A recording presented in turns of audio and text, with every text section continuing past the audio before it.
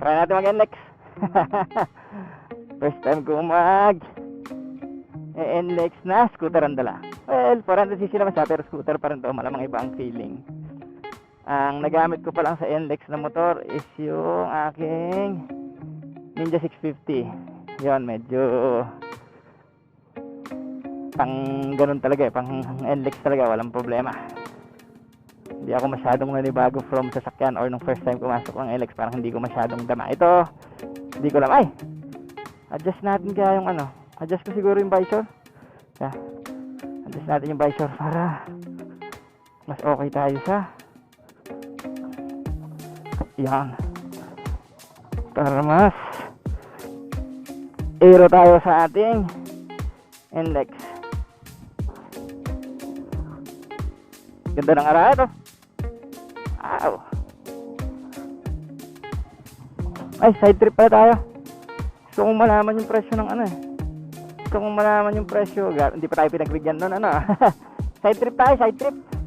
Gusto kong malaman yung presyo ng paano ito? Ng e-bike. Meron daw supplier ng e-bike dito. Silip tayo doon bago tayo mag NLEX. So, kung bumili ng ano eh, ng maliit na e-bike eh. Kasi so dati yung pag sa subdivision namin, siyempre pag bibili ka lang sa tindahan, pag pupunta lang ako ng O-Save, yung Boardman lang ginagamit ko. Ano lang yun eh, magaan lang. Dahil magaan din naman to, pero parang hindi rin okay. So titignan natin. Eh, iniisip ko na bumili ng e-bike na mukhang motor, hindi yung parang golf cart, as in yung mukhang motor na maliliit lang. Ito mga e-bike na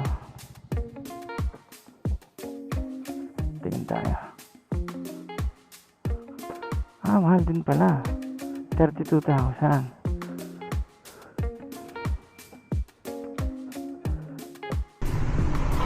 Medyo okay na tao ba? Walang tao, busy sila. Anyway, tingnan natin.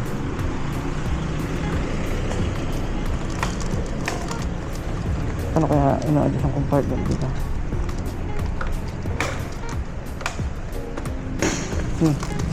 Malaki din. Malaki din. Malaki din.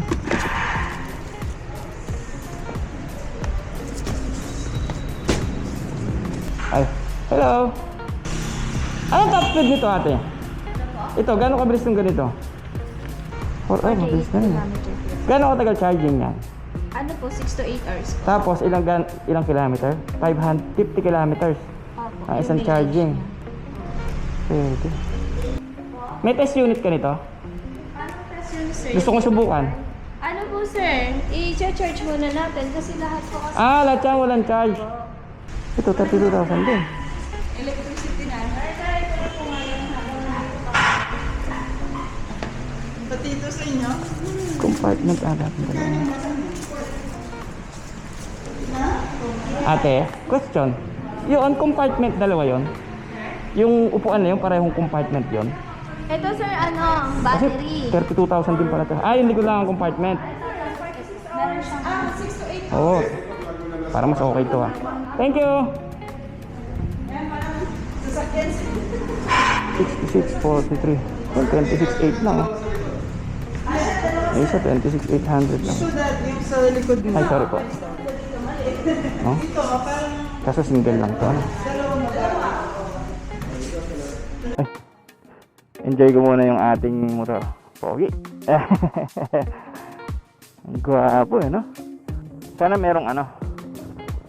merong straight payment para naipon namin yung points. Malaking bagay sa amin yung points eh. Nakakakuha kami ng mga freebies, nakakakuha kami ng cash vouchers, nakakakuha kami ng tawag dito, lounge access. Like for example, last year kasi tuloy-tuloy yung alis namin, so ang dami namin purchases sa credit card. Nakakuha yung misis ko ng 5,000 pesos worth of voucher sa Shopee. O, diba? Pare? Pwede boss, tapos pa skyway ako ngayon. Salamat, ingat bossing. So isipin mo, sayang yun, 5,000, diba? You.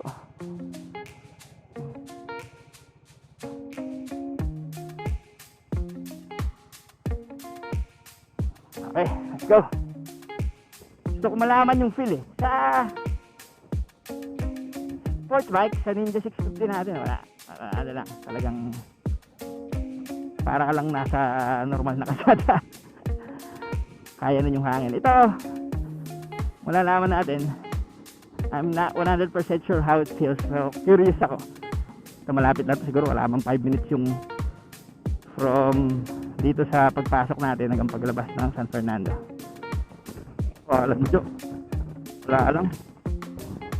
Wala lang. Ano, 100. Medyo paano ba? Wala kasi laban ng hangin. Hindi ganito yung pakiramdam sa Ninja. Sa Ninja, smooth lang. Parang hinihiwa mo lang yung hangin sa highway. Pero okay lang, smooth lang. Hindi naman siya parang nakakaalangan ba. Sayang mabagal. Gusto ko maramdaman pag mayroon nag-overtake ng mabilis eh. Pero sabi lang. Mas ano lang, mas magiging medyo alerto lang ba ako pag may mag-overtake or pag mag-overtake ako. Kasi parang laban na laban din ako sa hangin eh.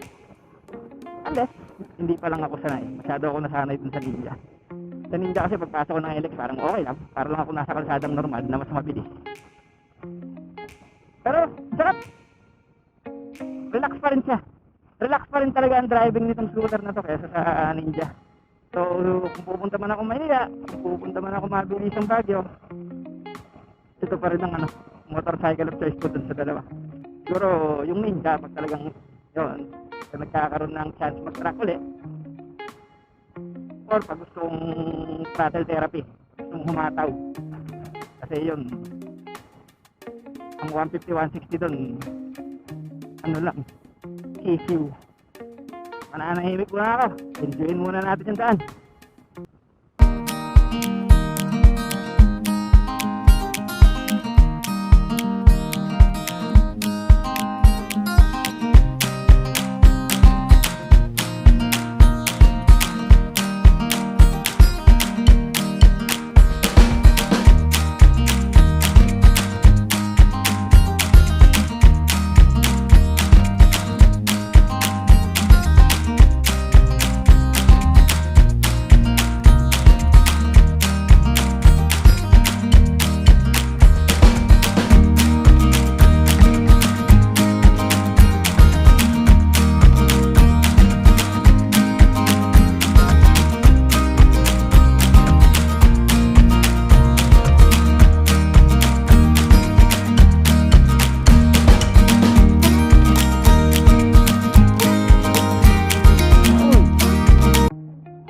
Yun lang, wala tayong RFID.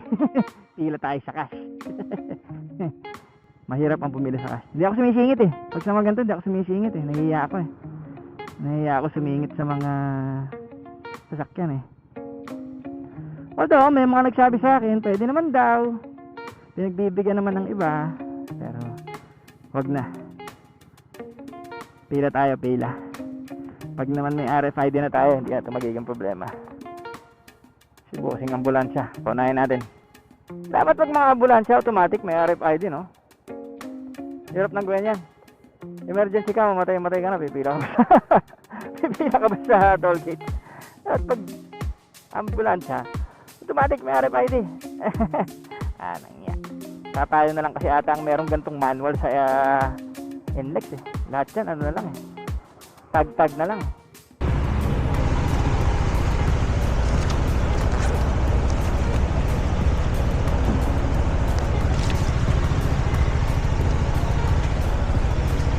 Ano tayo sa Pilipinas, old school.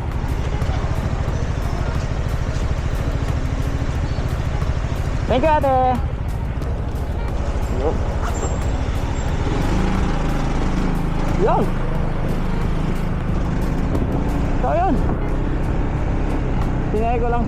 first time nating mag NLEX using a scooter.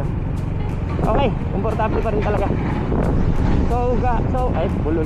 So far, wala pa akong hindi nagugustuhan sa paglipat ko from Workman dito sa ating exciting BS400.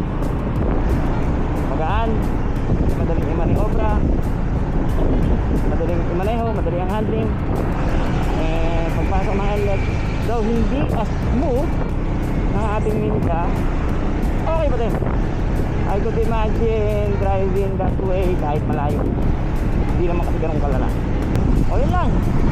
Salamat sa pagtambay. Kung gusto nyo makita yung mga next uploads, so subscribe kayo. Kung nagustuhan nyo lang yung video, like nyo na din. Kung gusto nyo gumamit pa tayong nanonood, share nyo na rin.